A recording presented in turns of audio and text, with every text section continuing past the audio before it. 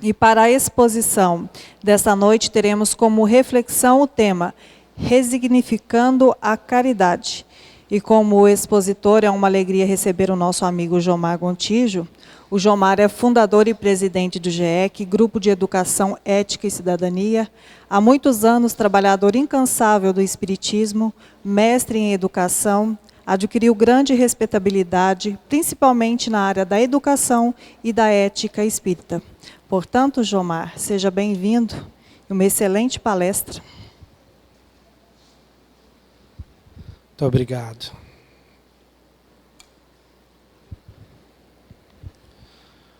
Boa noite a todos. Novamente é uma alegria estar retornando nessa casa, ainda mais para falar de um tema de tamanha importância. Vou tentar me comportar e ficar aqui, tá? Já que a palestra é gravada e que os internautas depois vão poder assistir. Caridade talvez seja um dos conceitos mais importantes para a gente compreender, para a gente sentir e para a gente viver. Só que a gente fala tanto em caridade que ao longo aí de 2 milênios, 20 centenas de anos, acabou que o sentido ficou esvaziado, ficou banalizado, e a gente talvez perde um pouco da sua importância e do seu significado.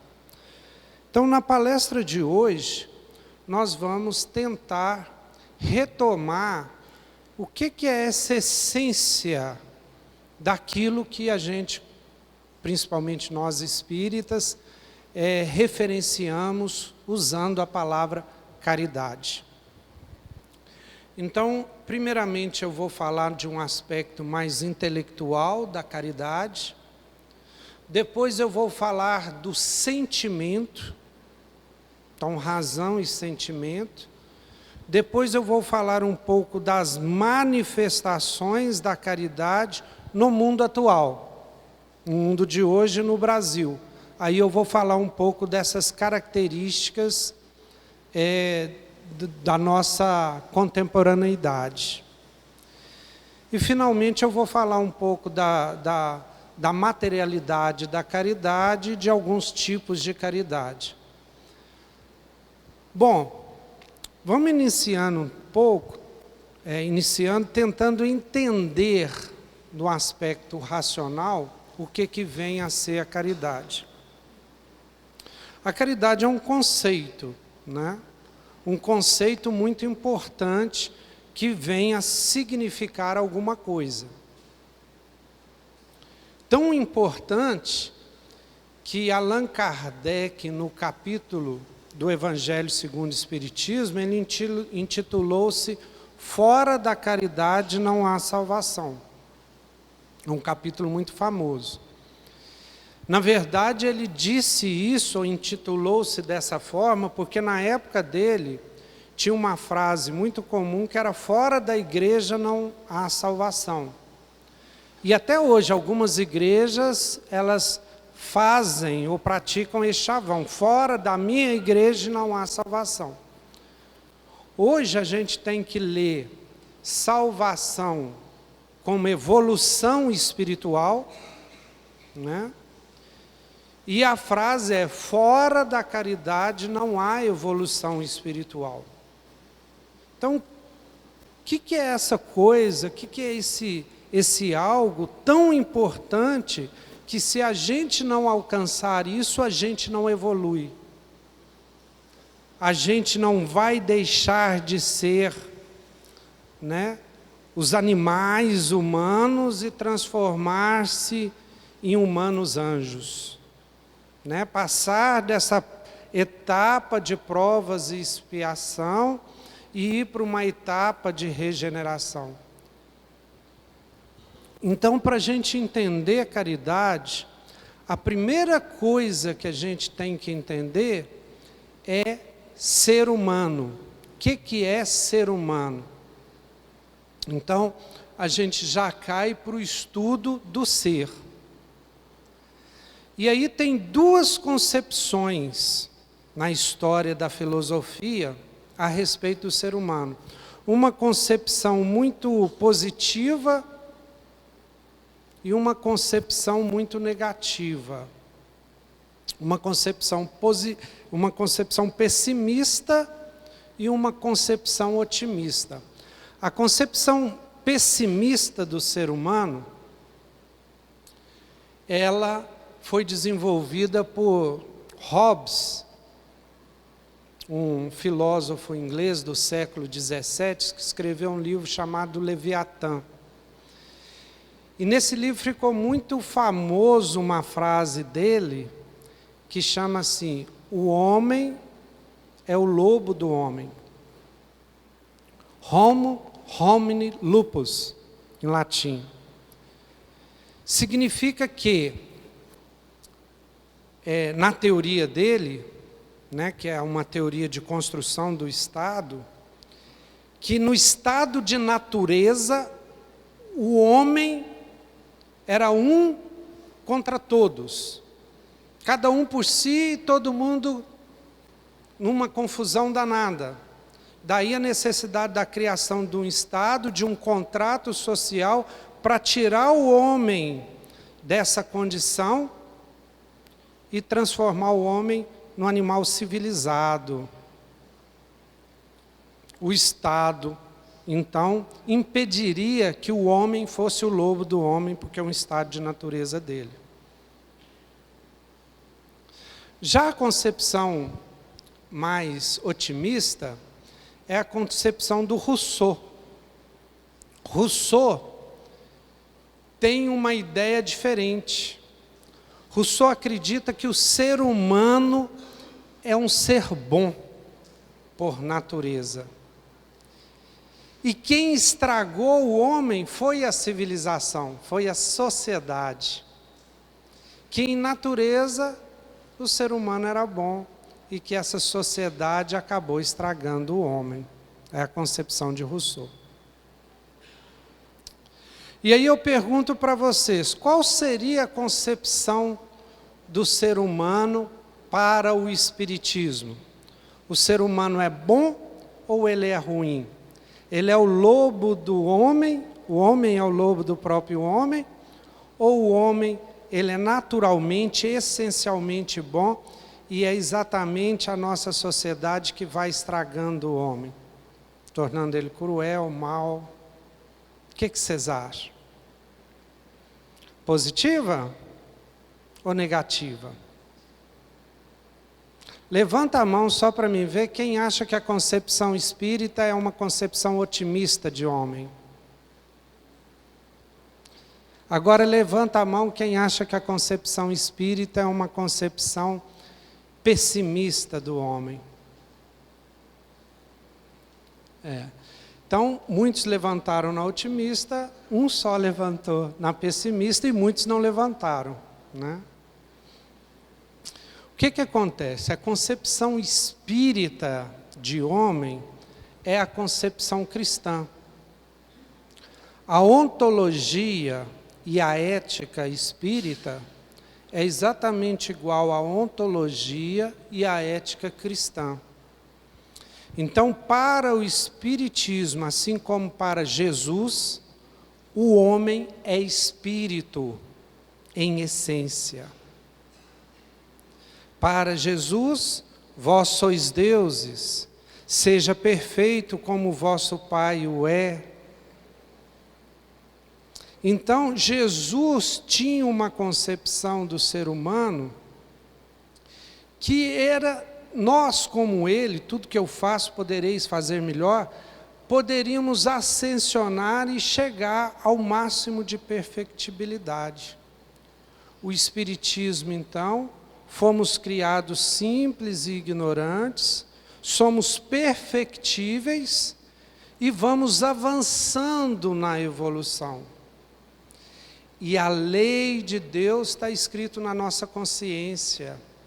Então a concepção da razão vai nos orientando para cada vez nos aproximarmos do bem maior. Então, a concepção do Espiritismo é uma concepção otimista.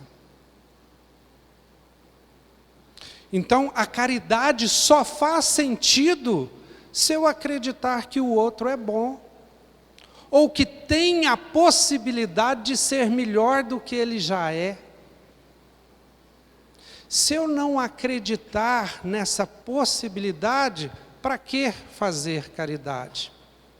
Então, essa concepção que o ser humano é bom, que o ser humano tem uma essência divina e pode chegar à perfeição, é o princípio intelectual, filosófico, que vamos chegar a ver a importância da caridade. Se eu não acreditar nisso, eu não sou cristão, eu não sou espírita. Por isso aquela frase assim, bandido bom é bandido morto, não faz sentido para o Espiritismo. Eu posso até acreditar nisso, mas essa minha crença não é coerente com a crença espírita. Porque, primeiro, não tem jeito de eu matar o bandido. Eu posso matar o corpo, o bandido continua. Eu só transfiro o bandido para outra dimensão. E lá é muito mais difícil segurar ele, porque não tem porta, não tem prisão que o segura. Então eu não estou eliminando o problema. Para eliminar o problema, não existe outra opção. Tem que reeducar, tem que melhorar, tem que fazer de uma forma que esse bandido deixe de ser bandido e volte a ter a sequência dele evolutiva em direção à perfeição, à perfectibilidade que ele pode. Isso não quer dizer que não tem que prender, não. Tem alguns casos que realmente tem que se tirar da sociedade, para que ele não prejudique. Aliás, Deus faz isso conosco, espíritos, porque se nós começarmos a prejudicar a evolução planetária, nós vamos ser tirados do planeta Terra e levados para um planeta condizente com a nossa evolução, para que a Terra continue a evoluir. E isso é o fim dos tempos, ou quando a Terra passar de provas e expiação para regeneração, e quem não conseguir ir para a regeneração vai ter que ir para outro planeta, porque a Terra não vai suportar mais. Então, mas o processo é de educação, é de recuperação. Mas então, vamos avançar. Se eu acredito que o outro tem a possibilidade de melhorar, e eu começo pela razão a refletir e a chegar que o outro tem os mesmos direitos que eu tenho, então ele tem direito à dignidade, ele tem direito a uma educação, ele tem direito à alimentação, a minha própria razão vai chegar, por exemplo, na lei áurea que Jesus ensinou. Quer dizer, eu vou ter que fazer o outro da mesma forma que o outro gostaria que fizesse, que eu gostaria que o outro fizesse para mim. Ou na forma de que Kant falava, os princípios categóricos da ética de Kant. Que tudo o que eu faço possa se tornar uma lei universal. Ou que eu nunca haja com o outro de forma que o outro seja objeto, sempre sujeito. Que ele nunca seja um meio de eu conseguir alguma coisa, mas que ele seja sempre o fim. Então há várias formas de eu dizer a mesma coisa, que é o reconhecimento da nossa humanidade comum, que significa dizer que eu tenho um Criador, mas todos nós somos criaturas. E se eu chamar esse Criador de Pai, como Jesus chamou, ou de Mãe, isso nos torna todos irmãos. Então isso é uma forma intelectual de reconhecer a necessidade da caridade. No entanto, a caridade, ela não tem só essa essência baseada na ética, baseada na intelectualidade, na razão, não. Ela tem uma essência psicológica, sentimental, uma essência sensível. Quem aqui fica feliz quando vê alguém sofrendo? A não ser que seja uma patologia muito grave, porque existem doenças psíquicas que provocam isto. Mas na normalidade, quando alguém sofre ao meu lado, isso provoca um sofrimento em mim. Ninguém consegue ser totalmente insensível ao sofrimento alheio. Isso mostra que Deus colocou dentro de nós um tipo de sensibilidade para nos despertar a esse sentimento da caridade. Então, caridade também vem de uma parte sensível e não só intelectual do ser humano. É uma sensibilidade parecida com a mãe sente com o filho. De carinho, de desejar bem, de querer bem. E quando a mãe faz isso para o filho, ela se sente tremendamente feliz, como se fosse para ela mesma. A relação é tão grande que, se você faz alguma coisa para o filho, a mãe sente-se feliz, porque foi para o filho dela. Ou seja, ela se alegra com a alegria do filho e se entristece com a tristeza do filho. É ou não é? O pai também. Esse é o princípio da caridade, da sensibilidade para a caridade. Por isso é que os espíritos superiores falam que a gente testa o amor no lar, que o lar é um exercício do amor, porque é esse sentimento que a gente tem que ter por todos os seres humanos. Aí você alcança o amor que Jesus veio ensinar, que é a fraternidade. Frater, do latim irmão, que é a gente se sentir irmão de todos.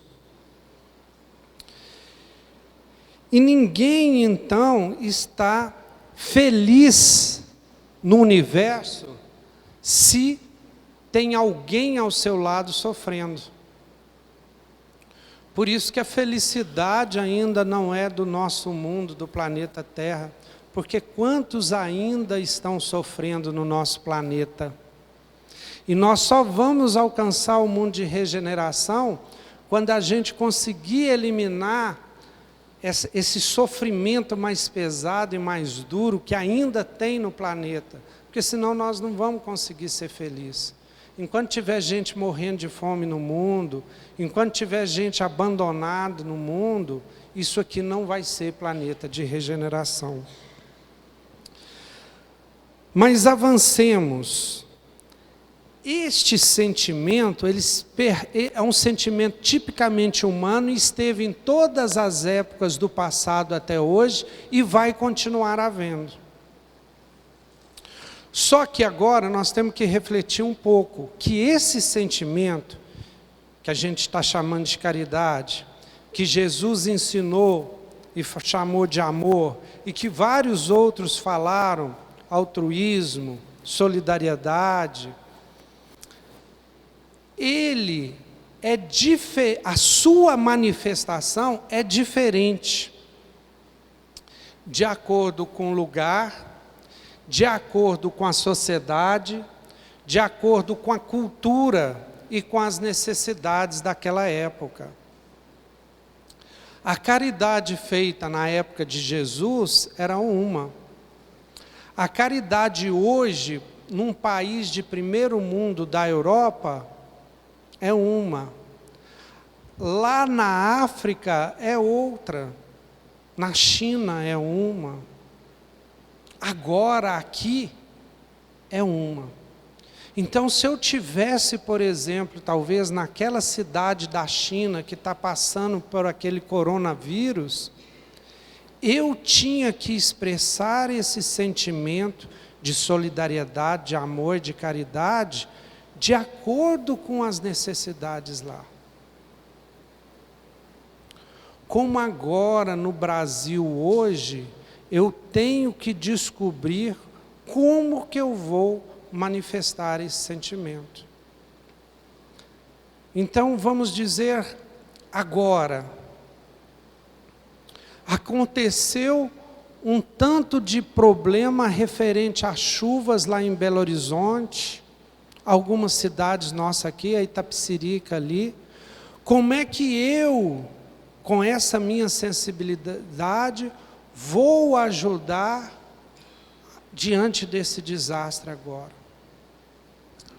Quais são os problemas que estão acontecendo agora em Divinópolis, nos hospitais, nos asilos, na periferia?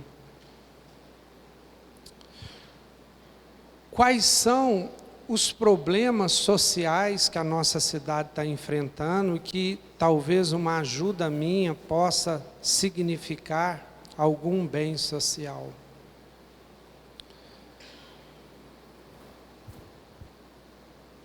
Eu tenho que entender um pouco para poder manifestar esse sentimento. Jesus ensinou e exemplificou magnificamente a caridade e o amor para nós. Mas depois de uma mensagem no Evangelho segundo o Espiritismo, o Espírito de verdade, que para mim é Jesus, ele falou assim, ó: espíritas, amai-vos, este é o primeiro mandamento, mas instruí-vos, este é o segundo. Porque até mesmo para amar, eu preciso saber como, eu preciso pensar, eu preciso refletir para melhor poder amar. Vamos pensar então hoje, como é que está a nossa sociedade hoje? Uma sociedade extremamente tecnológica. Nós temos hoje equipamentos como a televisão que nos une ao mundo todo, que a gente vê o mundo todo. Você escolhe hoje o que você quer assistir. Você pega o celular e fala em vídeo com alguém que está lá do outro lado do mundo. Fala não, né? Hoje se tecla.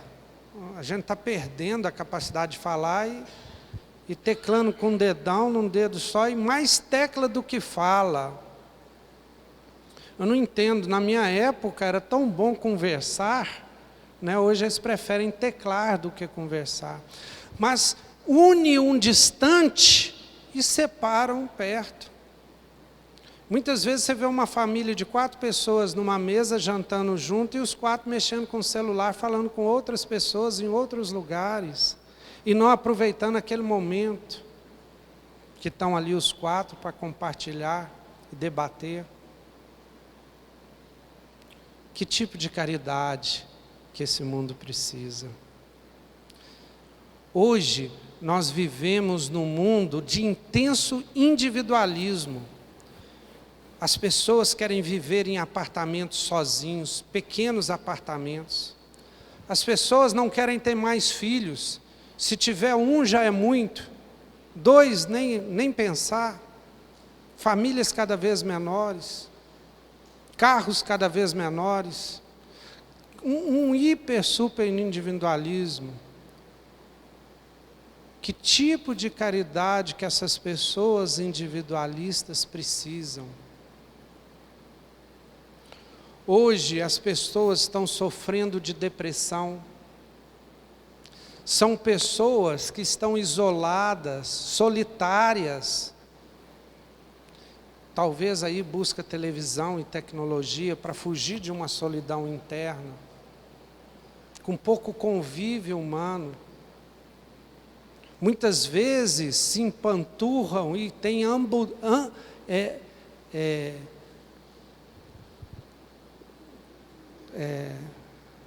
como é que chama, gente? Fugiu a palavra. Comem demais e ficam obesas, obesidade extrema, porque não conseguem se relacionar, não conseguem conviver, porque estão ansiosas e comem para descontar. As pessoas, então, estão assim, vivendo muito mais sofrimentos psicológicos do que uma fome material. Um mundo extremamente materialista. As pessoas dão mais importância à casa que tem, o celular de última geração que comprou, ou da marca não sei qual, do que o ser, o viver bem, a buscar o que gosta e a fazer o que gosta, ao autoconhecimento. Preferem então colocar tudo em coisas materiais, então são materialistas. Como praticar a caridade nesse mundo? Porque muitas vezes não é uma doação. Claro que no Brasil ainda tem uma diferença, né, muito grande, e há muita gente que ainda passa fome, que tem necessidade. Mas não é só isso que o mundo precisa da nossa ação. Então, esse é o princípio que eu queria colocar para vocês refletirem e verem como que vocês vão agir. Porque muitas vezes eu percebo que a minha ação é, por exemplo, uma ação política. Política como Aristóteles entendia política, com P maiúsculo. Política como a ciência do bem comum, né? De buscar o bem comum. E não política como Maquiavel, que é considerado o pai da política, entendia política como a ciência de se manter no poder. Né? São duas políticas completamente diferentes. Pena que no mundo reina a política maquiavélica e não a política aristotélica. Mas a política é sim uma forma de fazer caridade.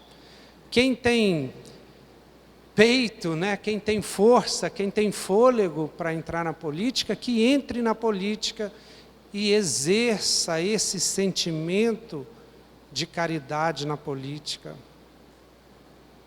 Mas também quem quer, por exemplo, na profissão, seguir uma profissão e fazer caridade na sua ação profissional, que faça isso.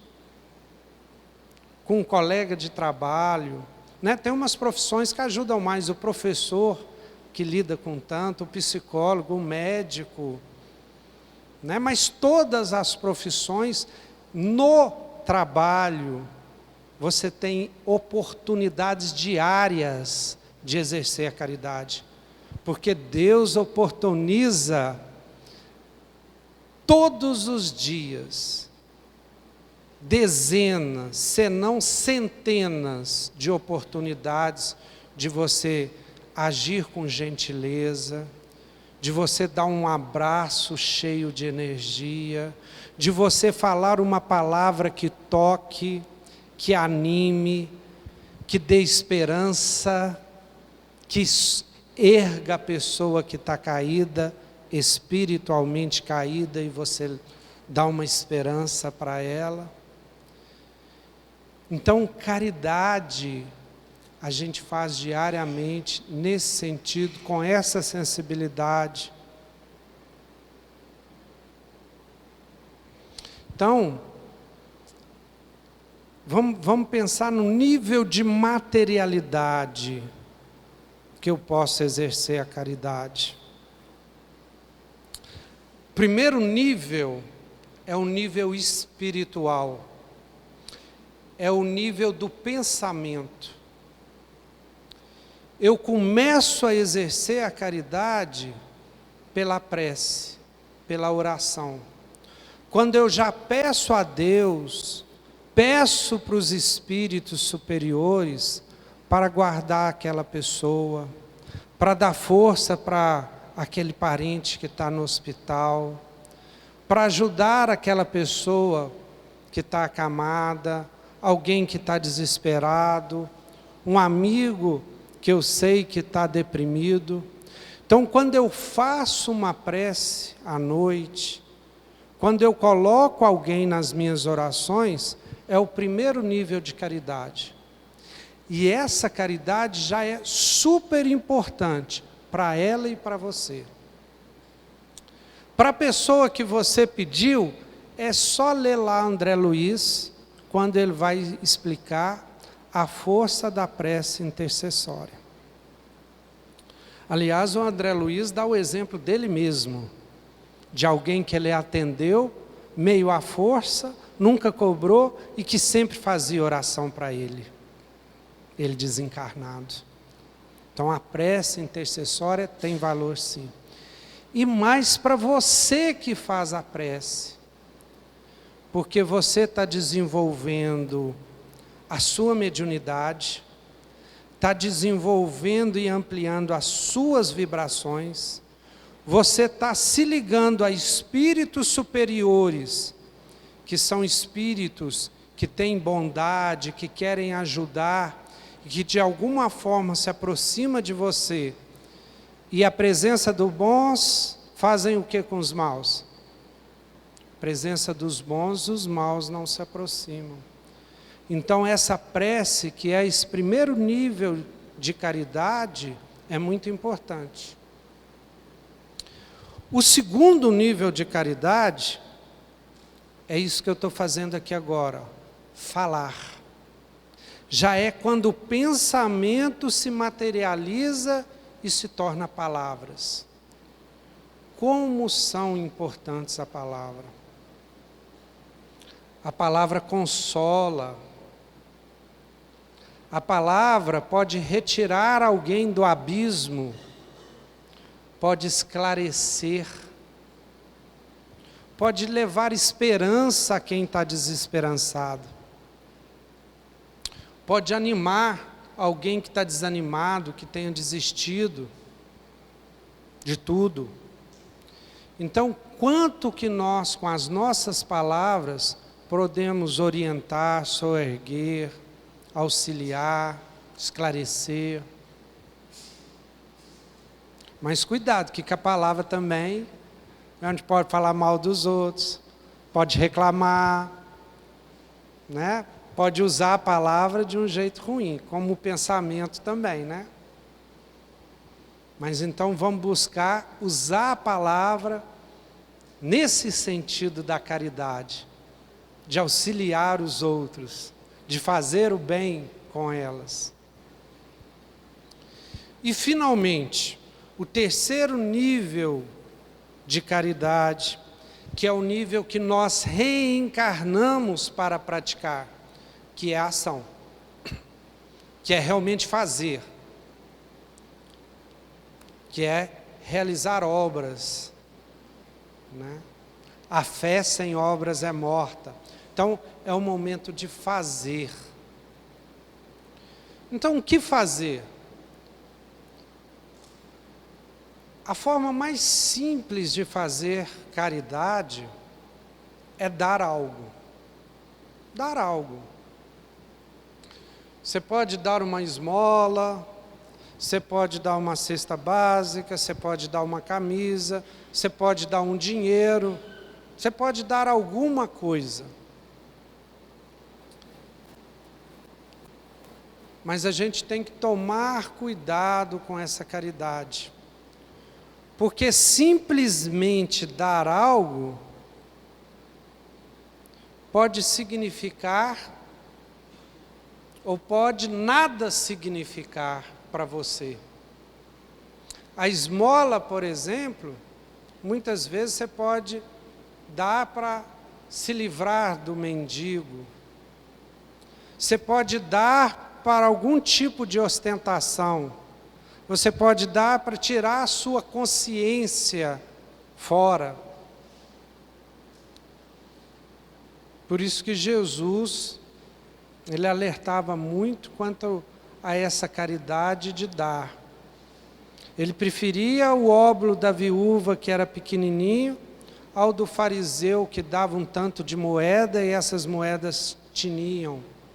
Por isso que ele recomendava que a mão direita não soubesse o que fazia a esquerda, ou seja, que não tivesse ostentação. E ele falava assim, para esse tipo de caridade a pessoa já recebeu a recompensa. Ela não recebeu a outra recompensa, que é a evolução espiritual, a salvação, entre aspas. É importante dar? Claro que é importante dar. Tem muita gente que precisa da nossa roupa, do nosso cobertor, do nosso auxílio. Mas o segundo tipo de caridade, do fazer caridade, é muito mais importante, que é o dar-se.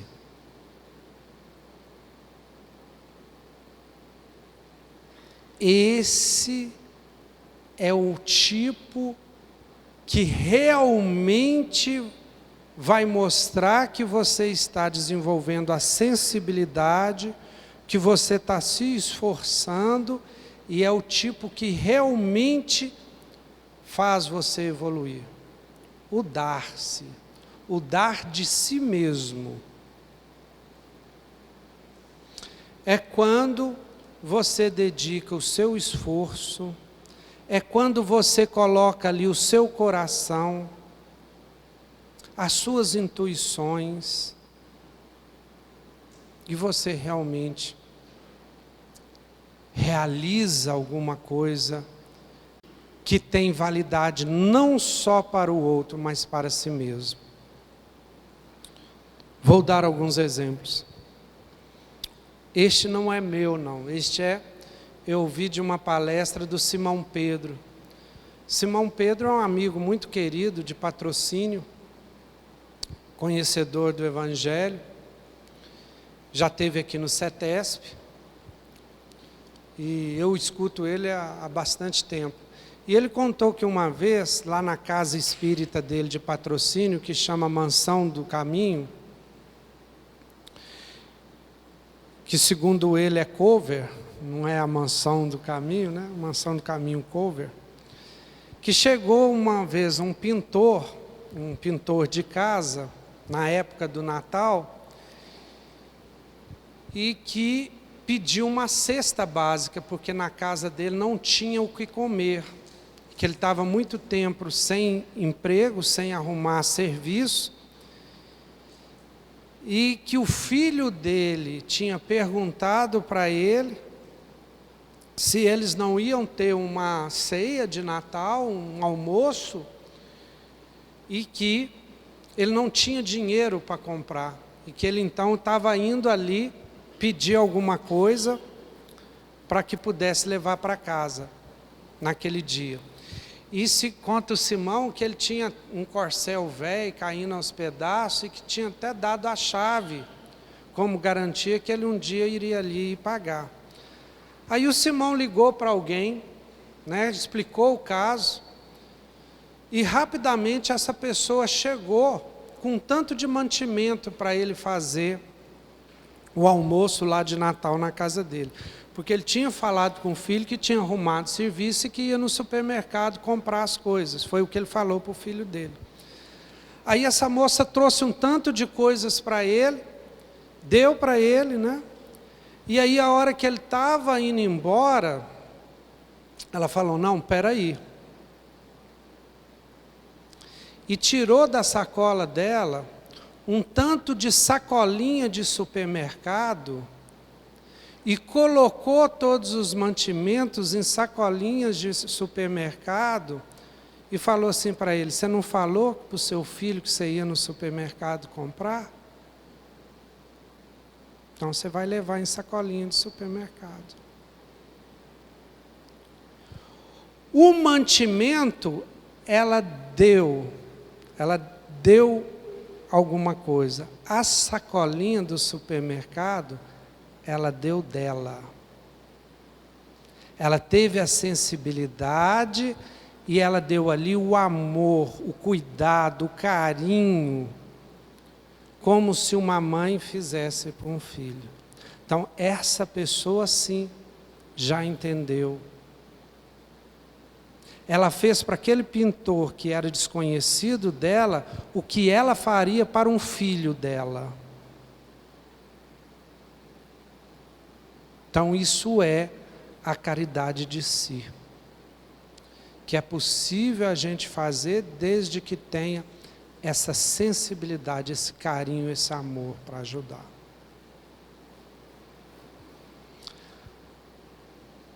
Agora, num mundo de tamanha complexidade, é muito difícil a gente realizar as coisas sozinhos. A gente não vai conseguir ajudar muitas pessoas e fazer grandes mudanças sozinhos. Aqui eu vou dar 2 exemplos. O primeiro exemplo foi no dia 1º de junho do ano passado, quando foi cancelado o desfile. E não houve o desfile, não ia se fazer mais o desfile. E uma pessoa chegou para mim e falou assim: Jomar, vamos fazer um desfile e vamos arrecadar alimentos, vamos arrecadar cobertor, vamos arrecadar roupa, e vamos fazer uma coisa para Divinópolis legal. Aí eu falei assim para essa pessoa: olha, mas a gente sozinho não dá conta, vamos fazer uma coisa interreligiosa. Procura o bispo, veja se o bispo topa fazer isso, nós vamos fazer uma coisa juntos. Essa pessoa saiu, foi, não sei como, marcou com o bispo, que é difícil agendar com ele, eu mesmo demoro uns 10 meses para conseguir falar com ele. Foi lá, insistiu, conseguiu falar, parece que Deus vai abrindo as portas. E o bispo falou: nós vamos fazer mesmo, nós vamos fazer, não um desfile, mas vamos fazer lá no Mercado Central, um evento, e nós vamos fazer. Aí eu liguei, fiquei procurando uns pastores para ter com a gente lá, né? Chamei o Sérgio, aí nós já tínhamos um espírita, tinha um pastor, que agora eu nem me lembro o nome dele, me desculpa, já tinha um bispo. Foi o pastor Wilson?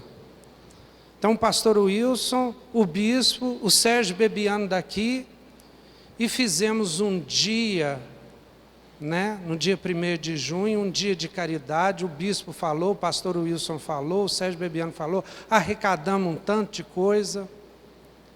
Uma pessoa que quis doar de si. Doou o material? Doou, mas doou o esforço, doou, e até hoje as roupas, os mantimentos já foram tudo, mas algumas roupas e tudo estão servindo as pessoas que precisam. Ela juntou as pessoas e fez o evento acontecer. E aconteceu, e foi uma coisa muito legal. Juntou, inclusive, diferentes religiões. A outra é um trabalho que o Sérgio está tentando fazer agora, que é para tirar as pessoas que dormem na rua na cidade de Divinópolis. Ele está indo, correndo atrás de prefeitura, já foi lá no JEC, já foi em outros lugares, e está tentando juntar as pessoas, porque não é uma coisa que ele consegue fazer sozinho. Não é uma coisa que eu consigo fazer sozinho. Então é a caridade de se voluntariar, é a caridade de juntar para realizar. Olha o tamanho dessa casa. Vocês acham que o Sérgio, a esposa dele, mais 1 ou 2 pessoas dariam conta de fazer tudo? Isso tudo aqui acontece, gente, porque tem um tanto de voluntário.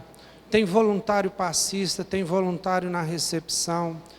Naquele trabalho de distribuição de cestas que é feito aqui, tem voluntários, tem gente que ajuda nas cestas, tem gente que ajuda na parte administrativa, tem gente que ajuda atendendo voluntariamente as famílias em várias coisas. Não se faz sozinho, precisa de gente ajudando. Tem gente que ajuda a pagar a luz, porque aqui não se cobra nada. Tem gente que ajuda comendo macarrão. Eu sou eu como macarrão, eu como feijão. Minha forma de ajudar. E pago ali para ajudar a pagar. É ajudar? É. Mas eu nem estou com fome, eu como. Como para ajudar a casa. Vocês estão rindo? Não, é verdade. Eu não estou com fome, vou lá, como um feijão tropeiro ali para ajudar a casa. Né? Então, gente, tudo isso, tá? É caridade. É caridade. Da mínima coisa, como a viúva que Jesus, que percebia, que sabia de todo mundo, o maior médium da história, o maior paranormal, que quando a viúva joga aquela moedinha lá, ele fala, ela deu da sua necessidade. Ela doou ali com todo o coração dela, do que aquele que doa do seu excesso. É uma reflexão, né? Estamos terminando, é uma reflexão o estudo de hoje, para que cada um busque, no seu contexto, na sua família, no seu trabalho, na sua profissão, aonde que Jesus me quer? O que eu posso fazer hoje para ajudar Jesus na transformação do nosso mundo num mundo melhor?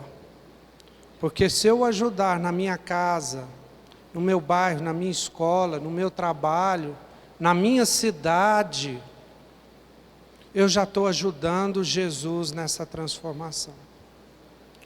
Porque Jesus depende de nós hoje para realizar esse trabalho. Quando uma prece chega ao Mestre, lá no mais alto, ele vai perguntar aos emissores dele, lá, os missionários que estão, quem que eu tenho lá em Divinópolis para ajudar fulano de tal? Quem que eu posso contar lá para ir lá e dar um apoio? Aí eles vão procurar lá nos computadores, no Google deles lá, e vão falar, tem a Regina, tem o Roberto, tem a Íris, tem a Maria José. Então eles vão falar o nome. Então chama e intui e auxilia para que ele vai lá ajudar aquela mulher que está fazendo uma prece para mim, que eu quero que ela seja atendida. Nós somos os instrumentos de Jesus no mundo. Ele conta conosco para fazer essas pequenas coisas na nossa casa, na nossa cidade, no nosso trabalho. Então, que cada um possa refletir, que cada um possa buscar. E como Jesus falou lá, espíritas, amai-vos, esse é o primeiro mandamento, instruí-vos, esse é o segundo. Que a gente possa pedir nas nossas preces, para que nessas dezenas de oportunidades que Deus, que Jesus coloca na nossa vida todo dia, da gente ajudar alguém, da gente falar alguma coisa que esclareça, que console, que soerga, que a gente possa ouvir essa voz, ouvir essa intuição, perceber esse momento